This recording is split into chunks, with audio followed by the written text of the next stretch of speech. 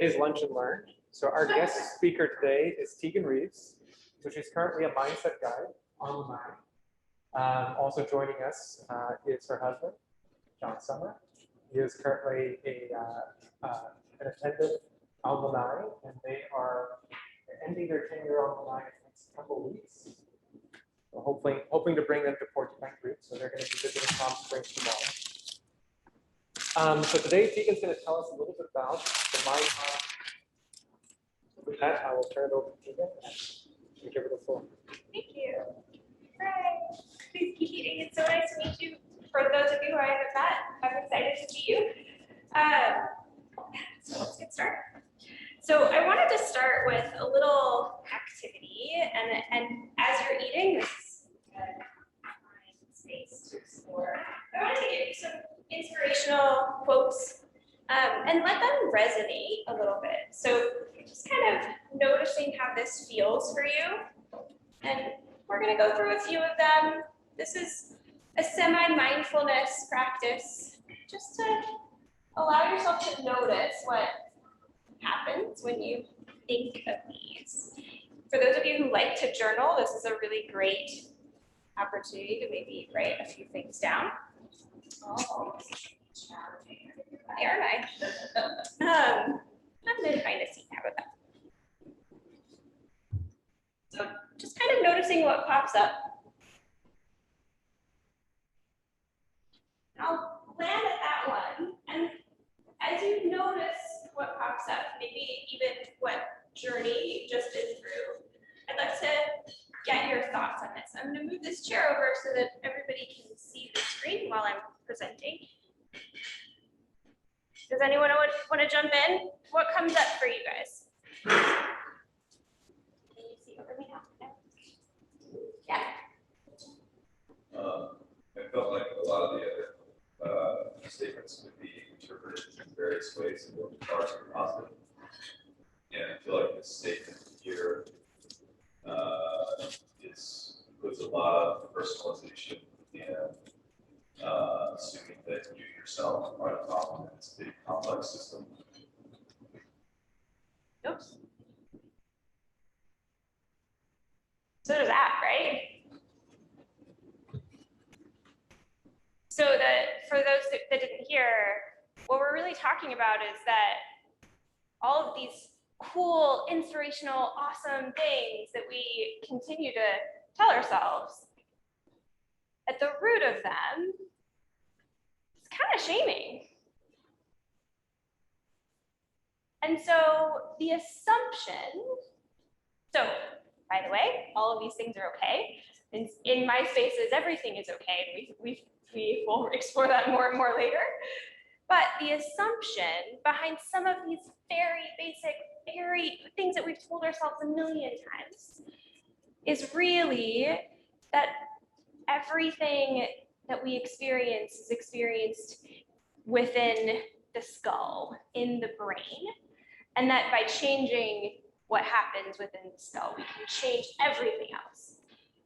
And not only is that a little shamey sometimes, but it also then takes away our experiences that make us who we are, the differences that make us who we are.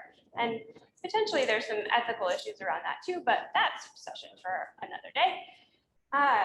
So really today, what I want to explore and for us to explore together, I'm going to give a lot of evidence and then we're going to talk about all the things, but to reframe or shift our paradigm to say that it isn't all in your head, and that maybe you can't just change the way you think, and really to see what happens when we shift our experiences and our behavior and our awareness of what's happening, that happens in the body, not just in the brain. So it's an age-old discussion, the mind-body connection, and my argument is that those two things aren't separate at all. So to start this journey, we start with something called affect.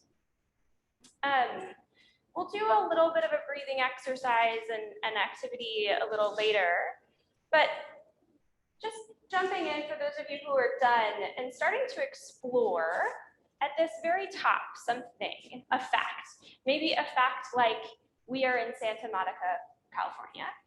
And if you explore how that fact lands, if you really think about it, let yourself be present and say, we're in Santa Monica. If you could think about where in the body does that feel, maybe it creates feelings that are separate from the fact. But then going to something that maybe you did today, something that you experienced today, maybe it was a conversation with a friend, and if that feels somewhere, and maybe not. And then the next is to explore your identity. How are you attached to that? And so this is all just a thought experiment. So you can check email and not do this, or if you want to engage, thinking a little bit about how that shifts or changes, and if there's any feeling space. And so I'm going to stop there with the thought experiment and say each of these are what we would define as a layer of affect. So if we take, and I'll explain what affect is, but if we take first facts, did anybody feel that? Was that like that, just the fact, not all of the things associated? Did that land for anybody? Could you feel it in your heart or in your gut? Maybe not, hopefully, thank you. And then when we get to experiences, something maybe that happened today, it starts to feel a little bit.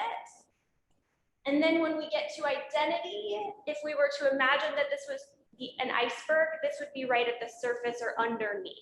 Who we are feels. Maybe that's colloquial, but now we're finding we have evidence for that too.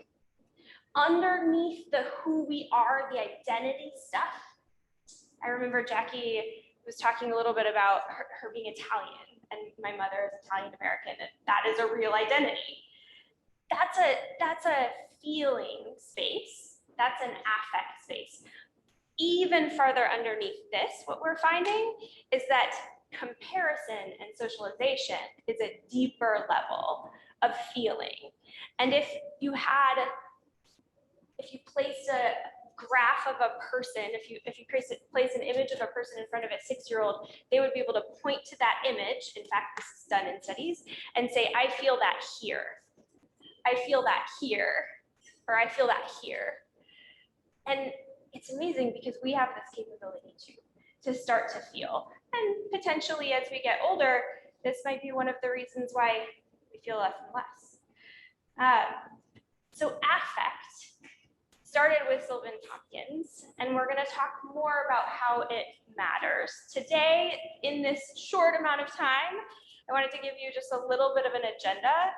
We start with this idea of affect, of feeling, and of our body being part of how we experience the world. And then I'm going to tell you a little bit more about how our body really is perceiving, and give you a little bit of the explanation or the science behind it. Then we're going to talk about why that matters with well-being and the wealth of information in mainly psychology and neurology about how that has been impacting on a smaller level. Then I'm going to connect that to some of the larger evidence base that we have, specifically meta-analyses and different interventions, and why this embodied perception may be a crucial component of why we are seeing change. And finally, we'll wrap up with take-home skills. I really like interactions, so please jump in, interrupt me, ask questions, challenge, please. Challenge is good. So starting with this wonderful Venn diagram that I got from one of my mentors, Marcus.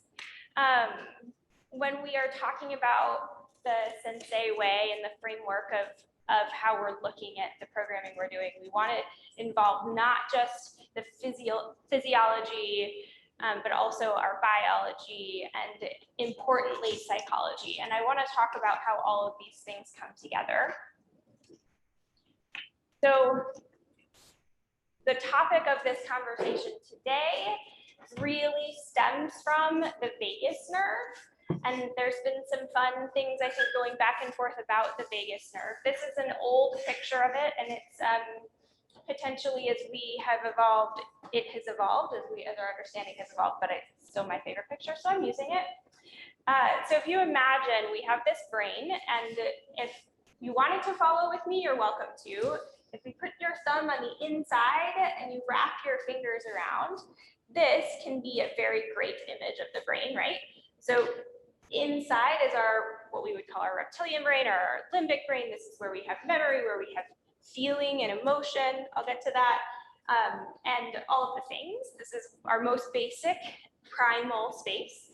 And then what wraps around it are our fingers. That's the frontal lobe. That's where we make decisions.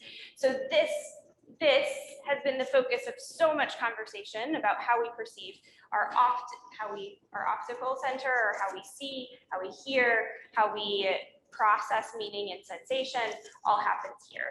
But there's a brain stem that goes down the neck and down our larynx, and then down the center of the body. My favorite, I think this is amazing, exactly where a 6-year-old would draw a heart on that little chart that we talked about earlier, is right through the center, right where that vagus nerve is. And it comes then down and into all of the cavernous spaces in the body. So it has these afferent and efferent, or sending and receiving of signals. These are neurons. This is our brain in our gut, in our heart, and specifically a lot around the larynx. So we are perceiving our surroundings in the whole body, quite literally. Yeah? How is that landing? Okay. So, stress causes problems down here. yeah, and it's why we get gut reactions, and it's why you can feel the tension in the room. You could cut it with a knife. We have all of these, or we have heartbreak, right? We have all these colloquialisms to say that we've already known this, and now we kind of understand why. So the main founding space in each of these starts with affect, what we started with. And Sylvan Tompkins started talking about this in the 60s, actually the 40s, but people started listening in the 60s. And he has been saying this for a really long time. We just didn't have any of the science to back it up. Then in 2009, Stephen Porges really did break a lot of ground with understanding what this vagus nerve was doing, and specifically for Porges that there's afferent and efferent nerves. And Porges then went into a lot of breathing work, but one of the things that he discovered that I think is really missed out sometimes is that all of this receiving, so if this is where the body is, this is the bottom of all those tendrils, the gut and the heart, all of that receiving, Tompkins found that sometimes, most of the time, probably a majority of the time, it doesn't even go up the brainstem, it stops. That the vagus nerve becomes a hub, because the vagus nerve is right at that heart center where the 6-year-old would draw it. It's talking to the heart and saying, beat faster, go slower, breathe lighter. And the only things that are really getting processed into the meaning-making centers are pump epinephrine or microdose of dopamine, so we can put blinders on. But the actual perception doesn't go up. And so potentially we can strengthen that. So where this really matters is what is called allostasis. Allostasis is the body's capability of, so everybody's heard of homeostasis? Nodding or shaking would, yeah. So allostasis is homeostasis, only it's the ever-changing flexibility of understanding the demands of stress on our body.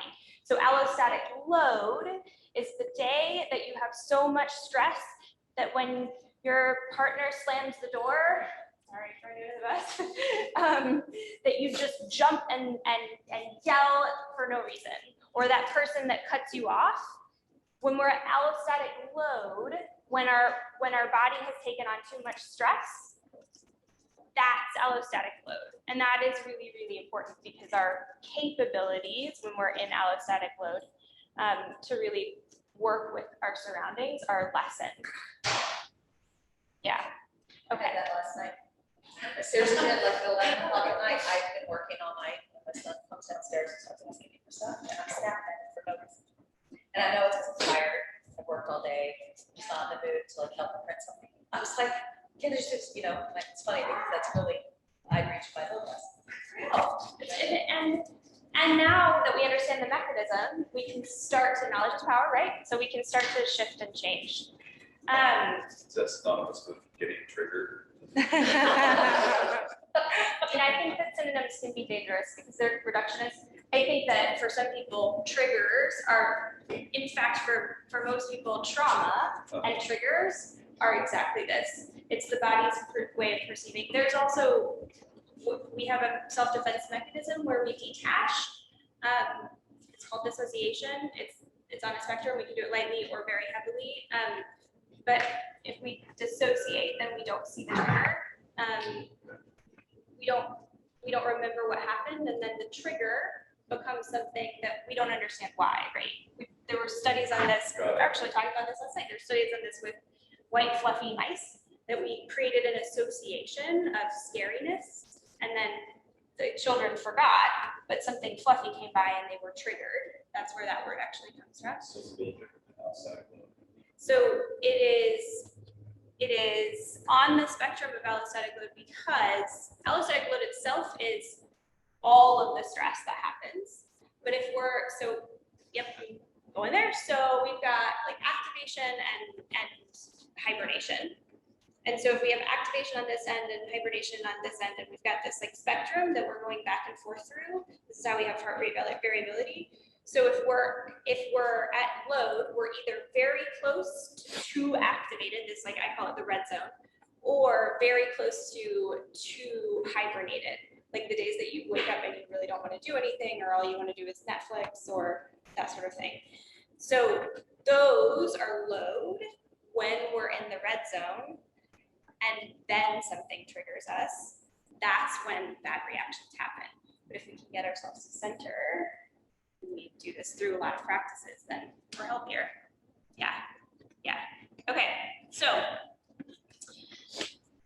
we have these roots of a system. And if we consider the brain as this tree, and part of what we really do see or perceive, it's the external, it's the trees and the beautiful leaves, only I couldn't make it look like a brain if it was just beautiful leaves. But that there's roots and soil and environment that matters.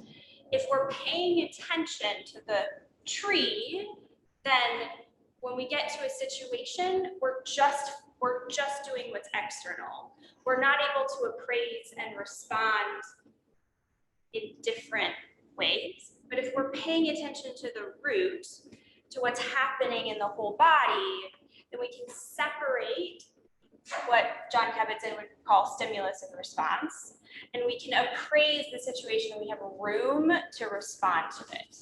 Those things don't happen together. Am I pointing in the right direction? I'm not. Those things don't happen together, but that we're able to separate them out. So why does all of this matter for wellness? So the buckets of a resource that we really have is this idea of empathy and connection, of resilience and well-being or wellness, and then optimizing and regulating. And the key mechanism here is interoceptive awareness. So if you know what proprioception is, if that's a word that you have ever heard before, proprioception does happen in the brain, in the tree. And it's how we understand where we are in space. If I were to go upside down, my proprioception would say, no, you should go back upward. Interoception is our awareness of how our body feels. BKS yoga is what really instigated my journey here. BKS Iyengar is a big yogi, and one thing that he said in the 60s when everybody was wanting to find God and find spirituality, he would look at these hippies, I say in a very loving and wonderful way, he would look at these hippies and he would say, you want to find God, but you don't even know where your big toe is. How does your big toe feel? And I love that, this idea that really becoming aware of our body, this interoceptive awareness, or what we call interoception, is really important. So what do we know about these things? First, when we're talking about empathy and connection, we have a lot of seminal work that really matters. And I'm sorry for all of the dates, but I was an academic and I'm recovering from it, and so I have to put them up there.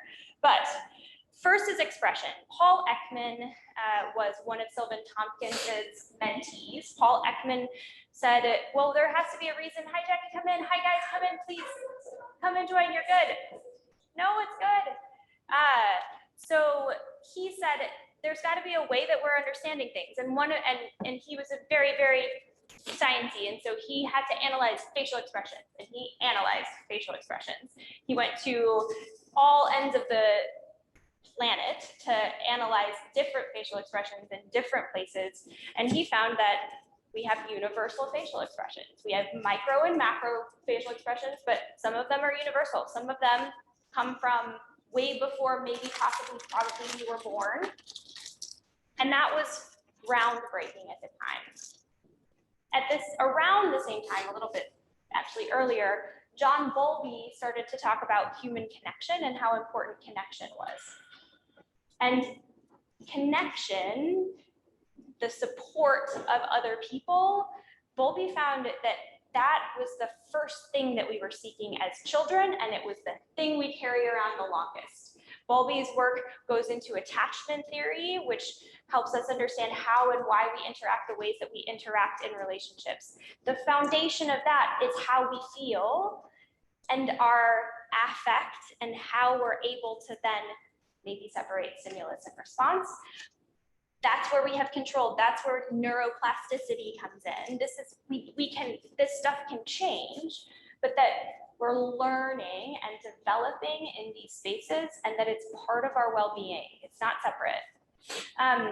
Finally, one of the newest and most popular of this work is MindSight. Dan Siegel is a prolific neurologist. He has talked about a lot of these different things.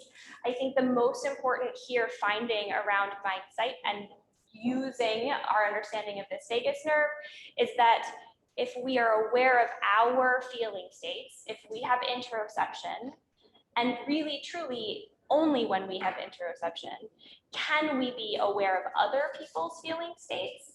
And what Siegel has found through his work, and a lot of this is theoretical, someday we'll be able to prove it, but I'm not really sure how. What he has found is that when we can have, bless you, when we have interoceptive awareness, when we understand our feeling state, we are more naturally inclined to understand other feeling states. Paul Ekman would say that it's all because of facial expressions, but as we know, some of that information goes up and gets processed in the frontal lobe, but not all of it does. So there's maybe, possibly, probably something else happening, something more happening, and Dan Siegel calls this MindSight. He links this to mirror neurons. There's a lot of popular work around mirror neurons, and there's a lot of people who have debunked mirror neurons. So maybe Dan Siegel can understand why that does and doesn't work within us. The next is resilience and wellness. I think most important here is when we're talking about motivation. So if a lot of people know the Maslow's hierarchy of needs, and when it first, Maslow, is that some yes, no, you can shake your head, it's totally okay. There's no expectation here. Thank you. So at the very bottom, Maslow started by saying, well, you need food and shelter. You need that to be taken care of before you need this, before you go to self-actualization, because that was popular at the time. And we're all trying to self-actualize. What Maslow, when he started to see Bowlby's work, when he started to understand this importance of human connection, and when he and some colleagues did these tests, which are not okay on monkeys, not ethically okay, I'm not condoning the tests, but they had these monkeys that were born, and they gave some of them wire mothers they had shelter and they had food, wire monkey mothers, and some of them plush monkey mothers, and some of them real monkey mothers. The wire monkey mother baby monkeys died. They had food, they had shelter, they did not survive. The ones that had a plush mom, but not a real mom, that wasn't really connecting, didn't do well. They survived, but very, very barely, and they didn't live very long. Again, not ethical, not ethical at all. But the monkeys that had mothers, had connection, survived. And so Maslow said, well, I lied, at the very base of this pyramid is actually human connection. And that's really important to think about, because if we separate mind and body so violently as Descartes would say, then we're not connecting to that very basic need of human connection. Bessel van der Kolk, in his very popular book, The Body Keeps the Score, popularized this a lot with trauma and recovery. We find that connection and this interoception is really important. Also, Peter Levine, who is an evolutionary psychologist and talks a lot about how this stress response impacts our health and how to get over it, talked about it. This is an amazing space where when we talk about the activation and the hibernation and our toggling in between, which is the essence of heart rate variability, how that impacts our health it's a very important thing, and it is done in our one-on-one session. So if you'd like to schedule one with Marcus, he can explain the stress response more and how we can optimize it. But I'm talking about the mechanism of change for it. Oh, and I'm sorry, Kristen Neff out of Texas does a lot of this work with compassion training. So not just the feeling of empathy, but also when we train to be compassionate. And what her findings really were that all of a sudden, when we were training to be compassionate with other people, we were more compassionate with ourselves, and our health improved, and our wellness, our self-reported wellness outcomes improved. So that was pretty amazing to see. So finally, we get to how do we actually then use interoceptive awareness, not just for our health or recovery or connecting with others, but also how do we then change our behavior?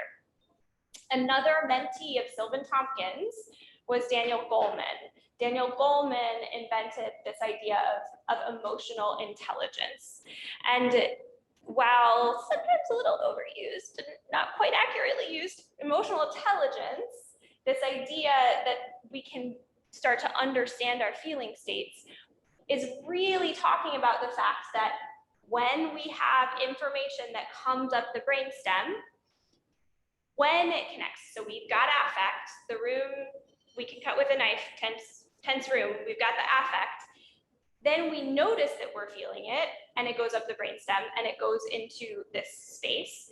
When we, well, I should say, our amygdala notices we're feeling it. When we connect it, when we use our frontal lobe to notice that we're feeling it, then it's in our brain.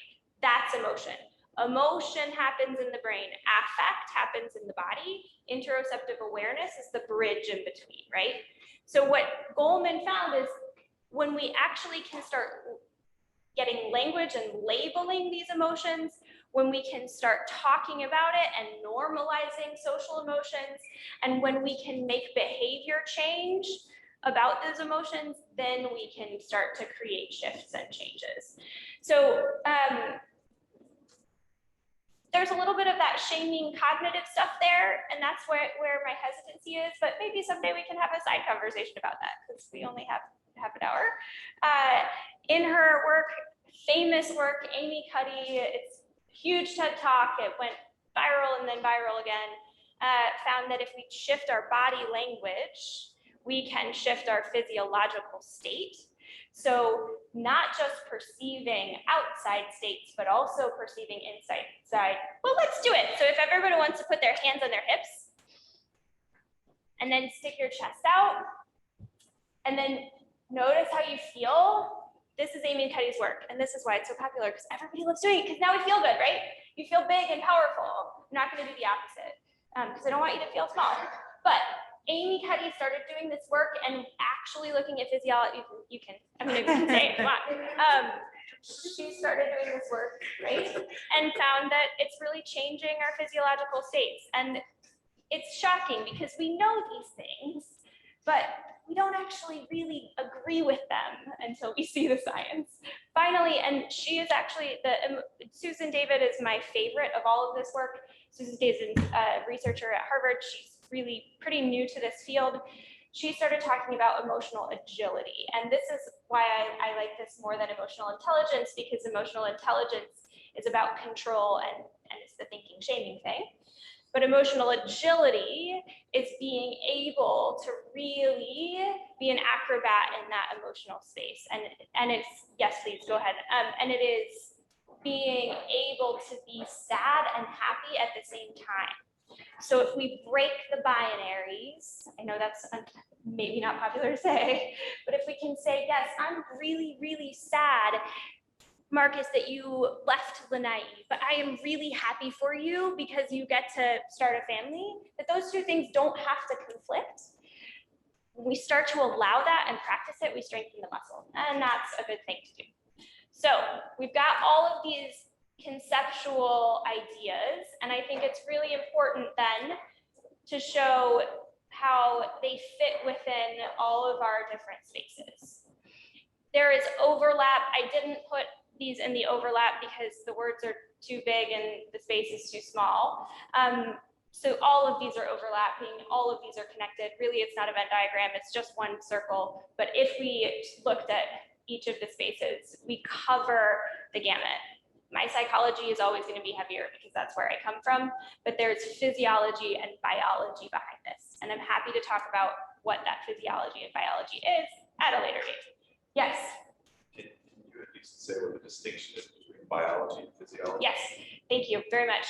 So physiology is things like physical neurons or the afferent and efferent nerves. Biology is things like the chemicals that are produced that create.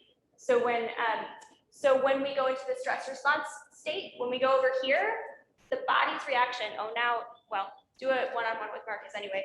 The body's reaction is the diaphragm gets high, the heart rate gets high, the breath gets shallow, all of the blood goes to the large muscles, vasodilation, and that all happens through the chemicals that are released. But also one of the more significant ones is that we get these micro doses of dopamine, so we get blinders on. Peter Levine would say, that's awesome because if we're running from a tiger and we stop and we say, should I go left? Would it hurt Vishal's feelings if I went right? Then the tiger's gonna eat us, right? So blinders are good. The biology is creating the blinders. He would also say that if we don't get away from the tiger and we stay in blinders, then we're walking around blind. But Biology is the chemical aspect of it. yeah. It's the chemical, and Dan Siegel would say energetic components to it. He explains energy in a way that I still haven't wrapped my mind around, but he explains it, and he's smarter than me, so I would say he would say it's biology too. All right. So how does this matter and why? This interoceptive awareness, being aware of the feeling states, noticing and acknowledging that we have intuition, that we can feel satiated, that we can feel satiated, or that we can feel a connection to somebody when we first meet them. These are a change mechanism, and it's beginning to be measured quite a bit actually, in things like mindfulness. I have cited a rigor study. There is a meta-analysis of meta-analyses. Come in and grab whoever you need to grab. Open space, doesn't seem like it, but it is. And Goldberg found that the rigor of mindfulness-based research and interventions, while the interventions vary in scope, that we are to a point where we can say mindfulness is rigorously studied and well studied in science. That's very important because it wasn't about 10 years ago. And we see everything from psychological and wellness outcomes to pain management outcomes in mindfulness. One of the change mechanisms is interoceptive awareness. We also see huge changes in breathing exercises, and one of our favorite to talk about is heart rate variability. For those of you who use the Whoop, you can see your heart rate variability. We talked a little bit about heart rate variability going down with alcohol yesterday, with large amounts of alcohol. Oh, I'm sorry. I looked at him not because I was saying that he drank large amounts of alcohol, but he's doing the wine tasting. Just wanted to make sure that everybody knew that, so that it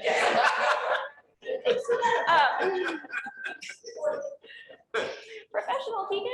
So yeah, to get the, what are they, tryptophan? I don't know. Yeah, anyways. What was I saying? HRV and alcohol. So we see that alcohol goes down, right? That our HRV with alcohol goes down. If we think about heart rate variability, which we know that heart rate variability is our system's capability to toggle between active and hibernate. Activate, hibernate, yes? If we're getting signals for activate and we're getting signals from hibernate, then our variability of our heart rate goes up. Because heart rate is showing when we activate, we go up, and when we hibernate, our heart rate goes down. Heart rate variability is receiving signals, yes? If we receive a whole lot of signals, because there's a lot of people looking at me right now and I'm kind of uncomfortable, I have to go to a party and I have to talk to people and it really doesn't feel good, and those signals, maybe subconsciously, those signals are something that we don't want, and we drink alcohol to reduce our inhibitions, we're actually reducing those signals. And over time, over extended periods of time, that has some implications. Causation, we don't know yet. Correlation is definitely there. So alcohol is actually numbing.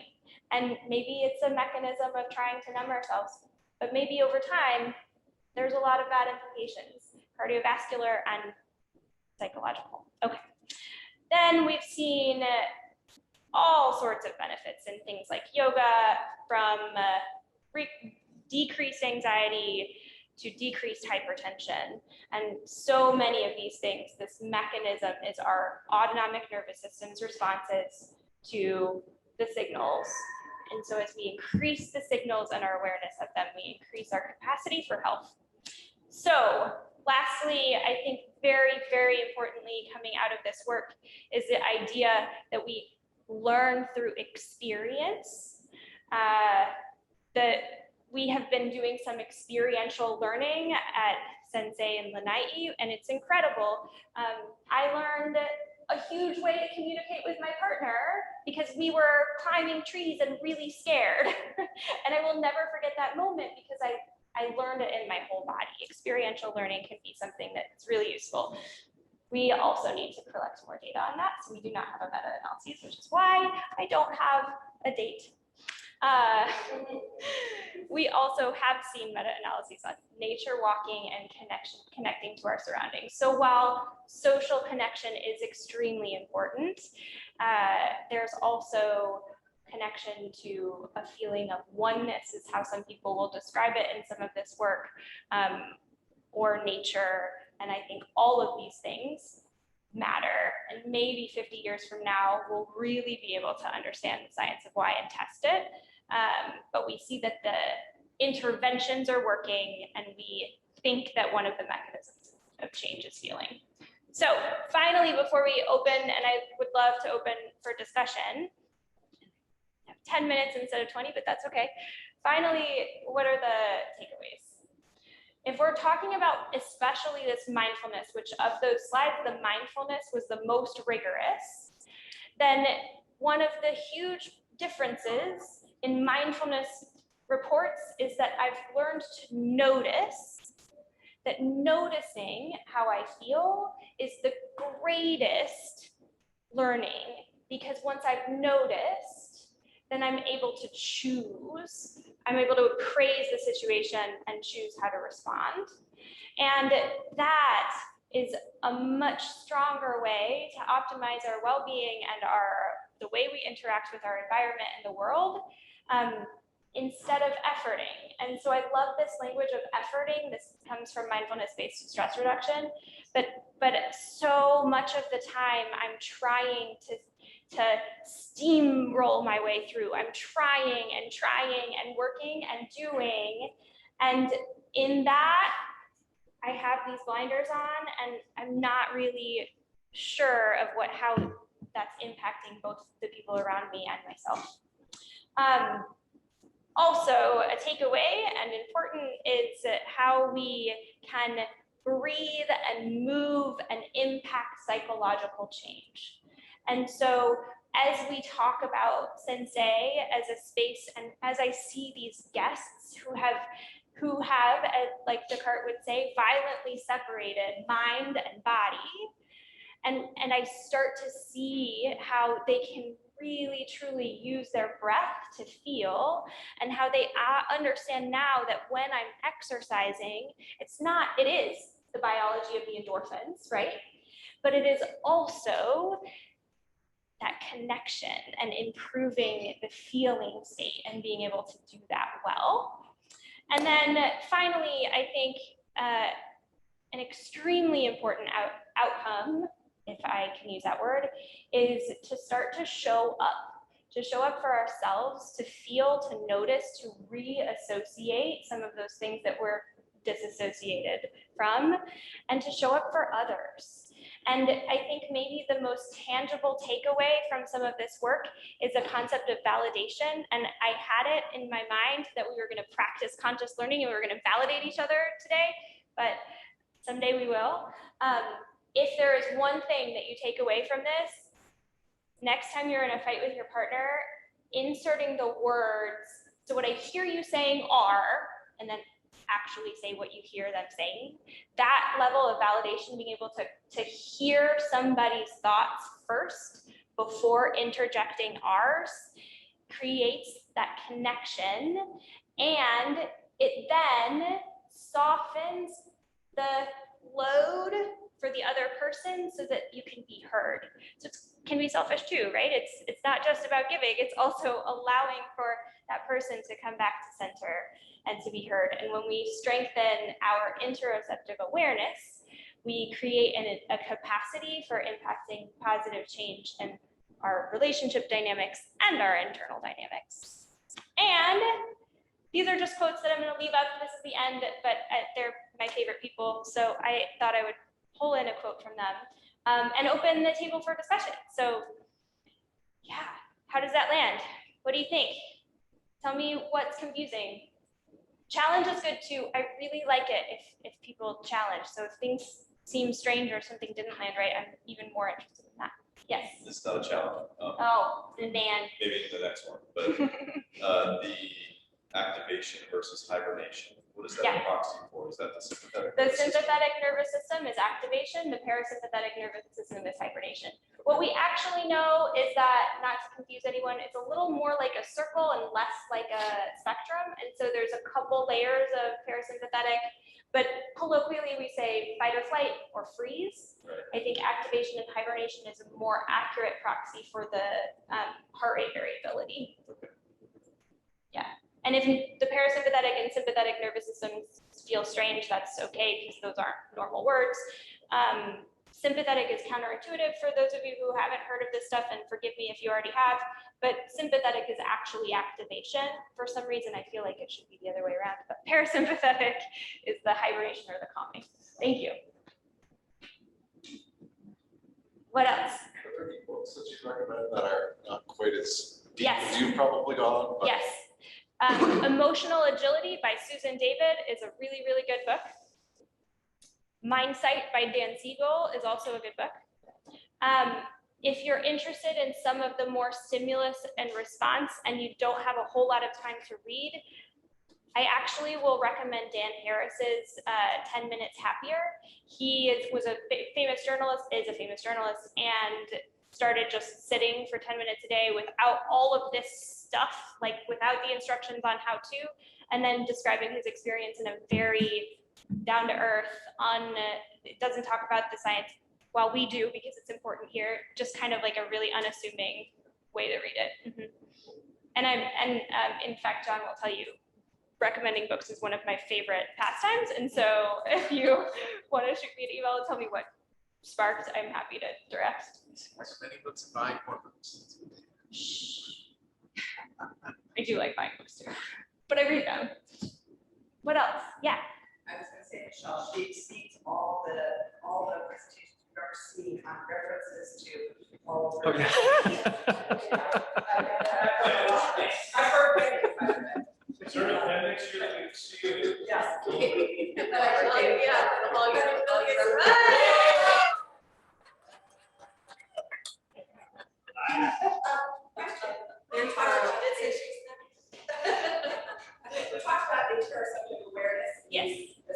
resilience and wellness. Yes, Connection. And Yes. I wanted to understand a little bit more yeah, about that. I guess also related to dealing with stress or. yeah. Yeah. Well, other than taking a one-on-one with Marcus, Yes. which I definitely recommend, or me, or Trevor, he's great, and soon to be Lydia. We've got such a great staff. So I think that the more we try to understand things, we have a way as humans of separating and creating structure around them, and so then we think that the answer is fitness. Or the answer is no carbs, which is not the answer, by the way. And maybe that's the answer for one person because of one thing, because of all of these different variables. So I am biased. Clearly, I'm an embodied psychologist. This is my training. I think that the answer is interoceptive awareness, but not because it's a cookie cutter that we can shove everybody into, but because it's a mechanism that feels like it's connected to all of those things. I think as we specifically, I hope I'm answering your question, talk about the progress of or the growth that a guest goes through, and we talk about the ways that our paradigms or our understanding shifts, the awareness that is not, I would argue, just up here, but the whole awareness is something that we're developing and growing. Mailing is trying to measure this through a self-report measure, and we're finding some really important findings about how it's linked, but it's hard to measure. We can't just take a picture of it. Or It's not really like a doctor may say to you if you have a illness or something. Some people may be more positive than others. Would that be part of it? Some people would argue absolutely. I don't know that we have a whole lot of evidence for it, but some people would definitely say that the more, and there's all sorts of spectrums of this, right? There isn't a neurotypical interoceptive being, and so we don't know for sure. But it is definitely why when we're trying to solve a problem, we are limited in our capacity because we need a solution to the problem, and doctors are trying to solve problems, if that helps, or if it doesn't, just ignore it. So kind of along that lines, heart rate variability seems to be something. So important. But so Kevin was to create the story that he went to the doctor and talked about the fact that his heart rate variability was low. And the doctor said, what? Like, had no clue really. I had a very well-known cardiac surgeon who sat in a mindset session and was like, what's heart rate variability?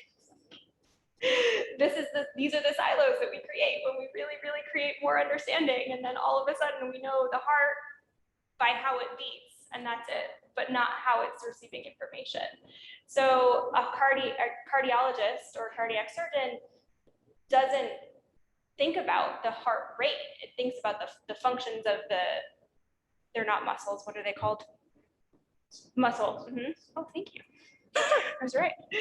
And instead of how it's functioning over time. And heart rate variability is really, while we can moment to moment look at it and we can use it as a form of biofeedback, heart rate variability over time is really where we get information. We get outcomes information about health, and we get information about what's happening because we know it's the autonomic nervous system and signals. Yeah, the heart rate, I mean, it's a great example of the silos of medicine and why the wellness industry exists. So what Tegan was explaining, so heart rate variability, it's a measure coming from your heart, but it's an indicator of your nervous system. So if you went to a doctor, the neurologists are studying your nerves and the cardiologists are studying the heart, but neither of them know about this biomarker that measures the connection between both. So that's why the wellness industry, the Whoops and the Fitbits and us have kind of carved our niche around heart rate variability. And when you think about heart rate variability, so it's this biomarker of this balance between your sympathetic and parasympathetic nervous system. And so by tracking it, it gives you some feedback into how you're dealing with the stresses in your life. And when we're thinking about interoception, there's a number of, so interoception, as Tegan explained, it's being able to listen to your body, paying attention to your body, hearing your body. So usually the loudest thing that your body is telling you is pain.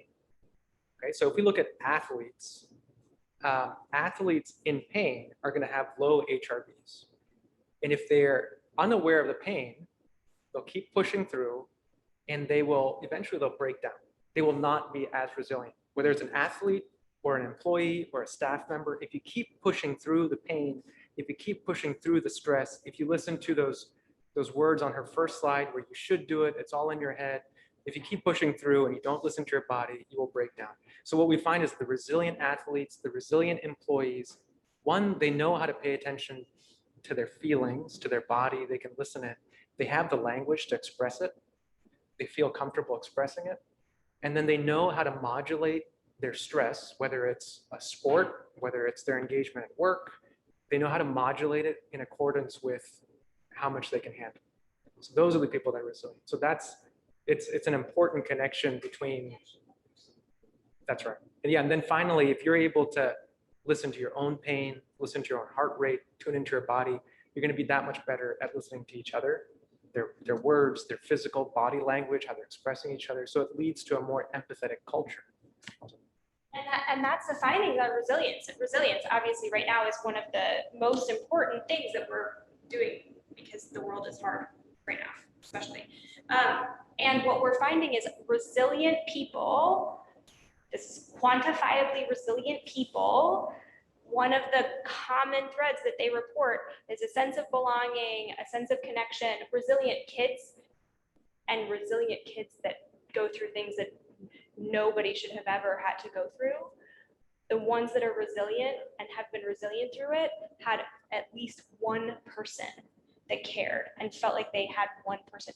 That social connection, it feels flimsy when we just say, oh, but you just have to love somebody. But it's real, and it really does matter in our wellness, our overall wellness. Hi. Oh no, did I go 3 minutes over? Any other thoughts, questions? I have the challenge. Yay! Challenge.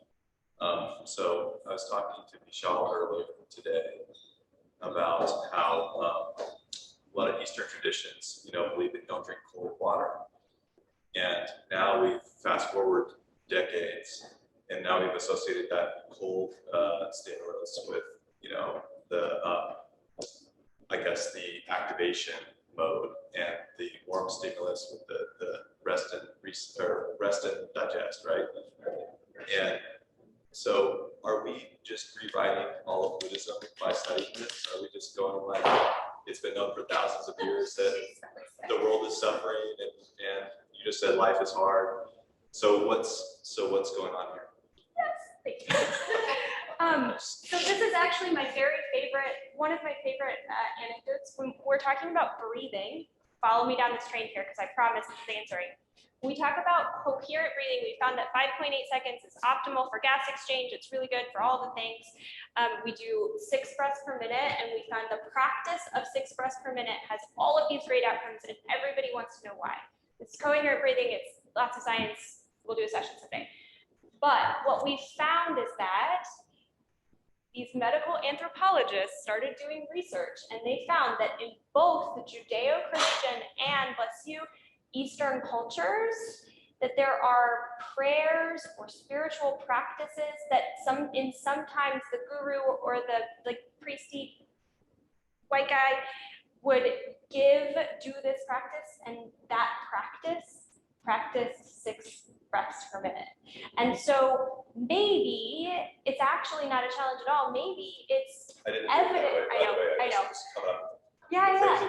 Maybe it's evidence for interoception that we have known what's good for us for longer than we've known that it's good, and that we've gotten away from it because we're now fitting into societal norms that maybe are creating stress and that aren't good for us. And maybe tradition doesn't hold a strong enough draw for us anymore, so we have to have some external validation that brings back to it. And maybe wellness is our new tradition, right? Or our new sense of belonging. I think that there's space to evolve. We should evolve, and we shouldn't use any of these things as mechanisms for war or all of the other potential implications for some of organized religions, but it doesn't, we don't throw the baby out with the bathwater, right? There's some really good things that we've been doing from it too. Thank you.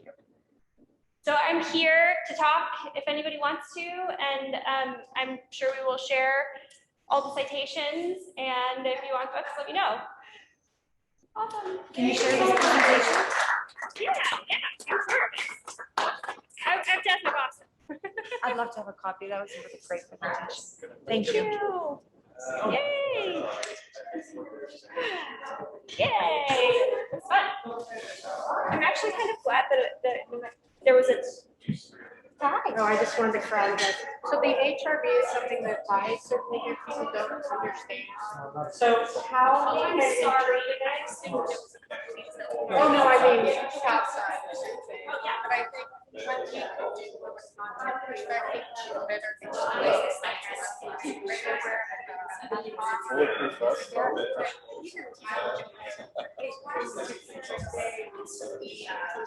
She's cool. like, how do I affect it? Can I affect it? Like I hear, don't eat before you go to bed.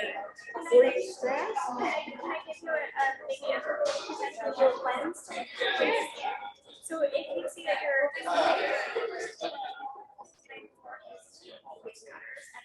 and that's part of it too. But think, what did I do to lower my awareness? And so maybe that was drinking. Maybe I was just like go all day and I didn't stop until rose. Yeah. And that lens has been really helpful for me to say, oh, today was a take a step back day. So that might be a good thing for us to think about how we feed that back to people, because I think, right?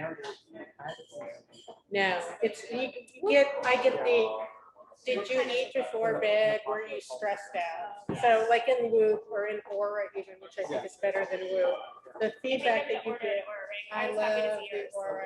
Yeah, it's my fave, but it's better than Whoop is, but it is that thing of like, or Ed used to say, I don't understand, my recovery is different. I did exactly the same thing, right? So it's like that average human.